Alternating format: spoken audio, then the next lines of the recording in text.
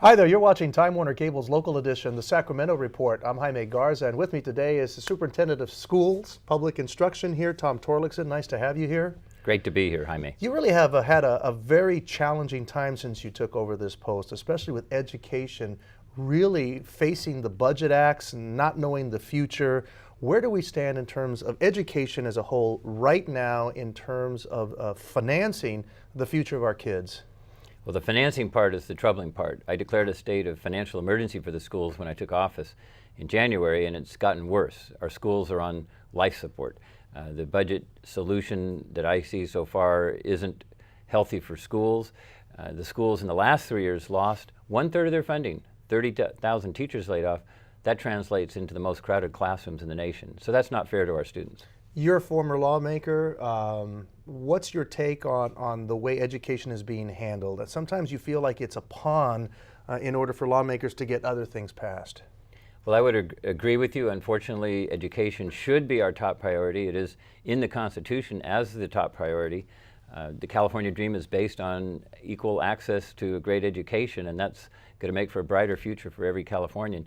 So I'm disappointed the legislature hasn't been able, on a bipartisan basis, to find the way for the win-win.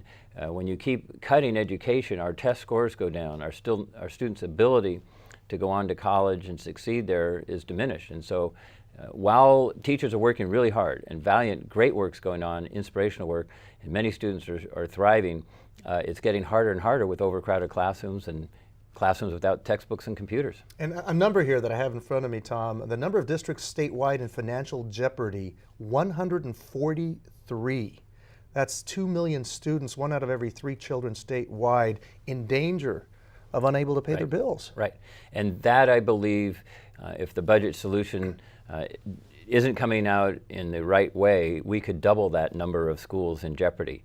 So that means they're borrowing money to keep going. At a certain point, they can't get credit anymore, they can't borrow money anymore, and at a certain point, the county has to take over their fiscal affairs, and at a certain point, the state may have to appoint a trustee to run the district. You're an educator. In your entire life, did you ever dream that we would be seeing a crisis like this in education, where we would be laying off teachers, where we would be doubling up students, where we would not know what the future holds?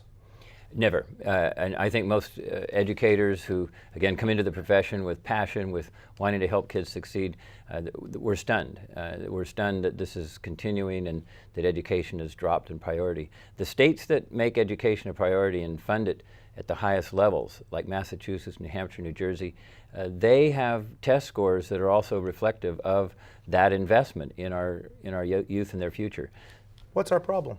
What do we need to do differently? Is it really just throwing money at the issue?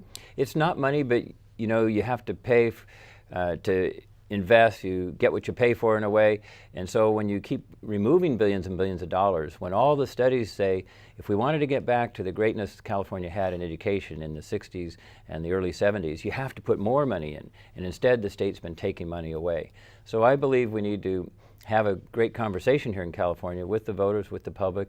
I'm engaging with business leaders. They're increasingly concerned. I think we can form an alliance that will help put education back as the #1 priority it should be. But it's something we're probably not going to see anytime soon, do you think, realistically speaking?